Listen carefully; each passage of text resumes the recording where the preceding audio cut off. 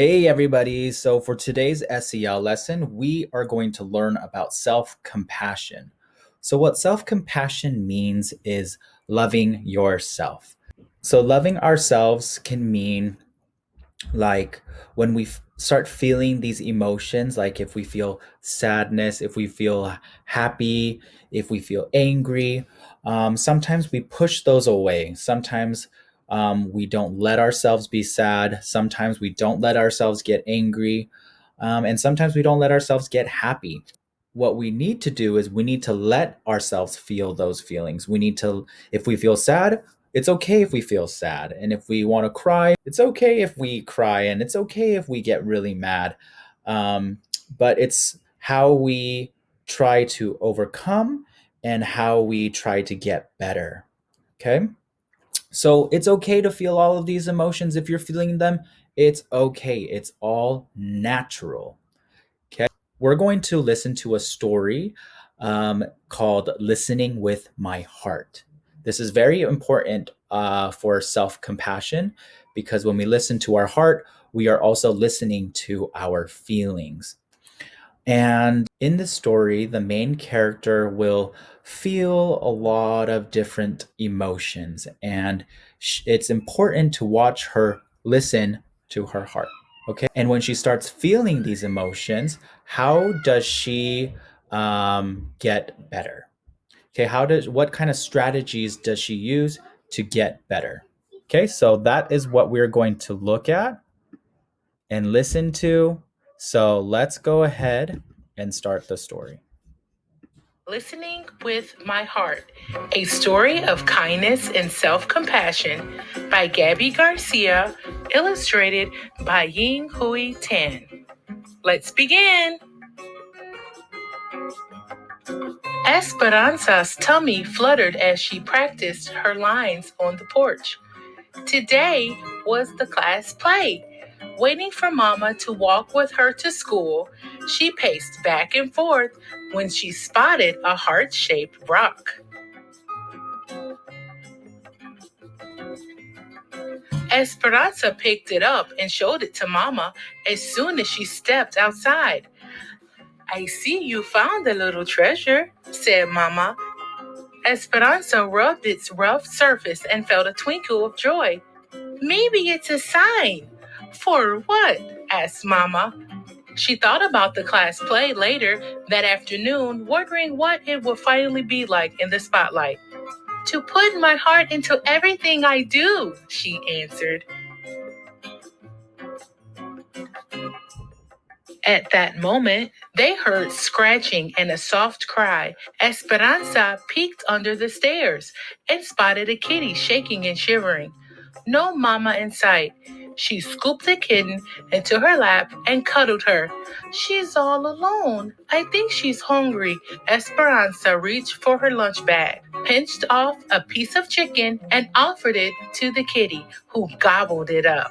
Mama, I think the rock is a reminder to spread kindness and love. That's what we do when we listen with our hearts. I think you're onto something, said Mama. Can we keep Cleopatra, please? Asked Esperanza, who already named the kitty. Queens are always welcome at our house, said Mama. If she is still here after school, we'll take her in. At school, Esperanza was more focused on the play than on math or reading. Clutching her script during recess, she noticed Bao sitting alone on a bench. He was new in school this week and didn't speak much English. She wondered if he felt lonely or scared. Esperanza found a soccer ball and kicked it over to him. A smile spread across Bio's face. He stood, popped the ball in the air, then bounced it between his knee and his head a few times. Dude's got moves, thought Esperanza. They spent recess giggling and making up hand signals. Afterwards, Esperanza borrowed Miss Owen's English Vietnamese dictionary. She wrote friend in Vietnamese, drew a picture of Bao and her, then put it on his desk. Esperanza rubbed the rock in her pocket. Listening with her heart made her feel peaceful inside. Finally, it was time for the performance.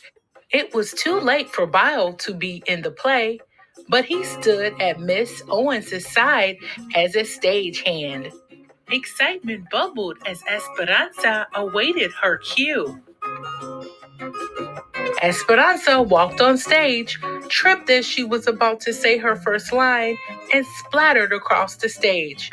When she got up, she forgot her lines, so Miss Owens whispered them to her from backstage.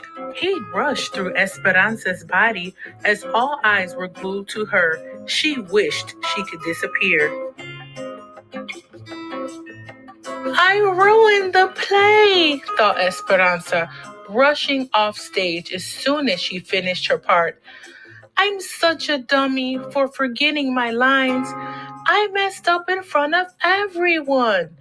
She tucked herself in behind some props so no one would see her. Esperanza noticed her body shaking and her face still burning. She took a deep breath and dug the rock out of her pocket. It was cracked and lopsided, just how she felt. Esperanza touched her hand to her heart and felt the disappointment. Bio found Esperanza a few minutes later and handed her a drawing with the word friend written above it. Esperanza nodded. She hadn't been treating herself like a friend. Esperanza realized this wasn't the first time she had been unkind to herself. At the soccer game last weekend, she missed the ball that swooshed by her head and they lost the game. Nice work, a player from the other team yelled as the others laughed. Esperanza thought she let her team down and was the worst soccer player in the world. Thinking those thoughts had made her feel worse. At the curtain call, Esperanza reminded herself she hadn't ruined the play. She'd had an accident, and accidents happen to everyone. Listening with her heart wasn't just about giving kindness and love to others, it was about giving it to herself, too. I can be a friend to myself, thought Esperanza. When Esperanza got home, she focused on her favorite things. She zipped down the hill on her bike, then spent the afternoon painting at the kitchen table. She also got the hug she needed from Mama and some cuddles from Cleopatra. And that was listening.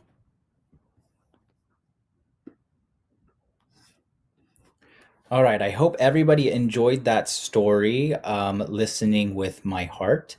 So remember, it's really important to have self compassion, to be kind to yourself, to be nice to yourself, right?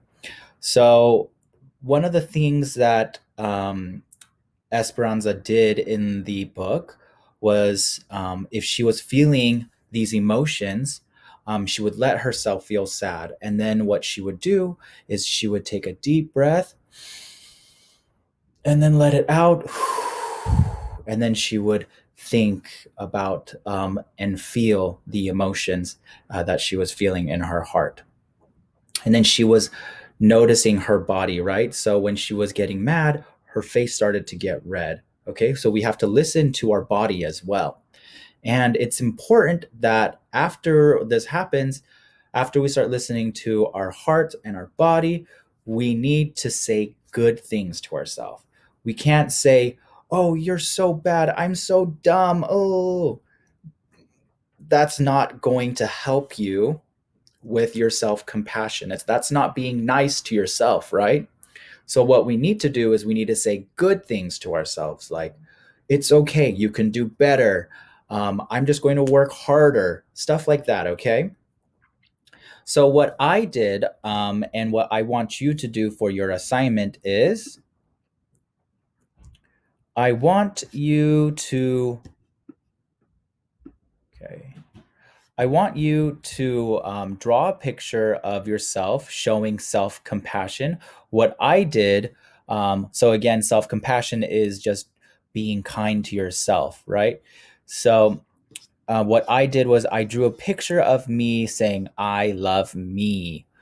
And then my sentence says, I can say nice things to myself and end it with a period.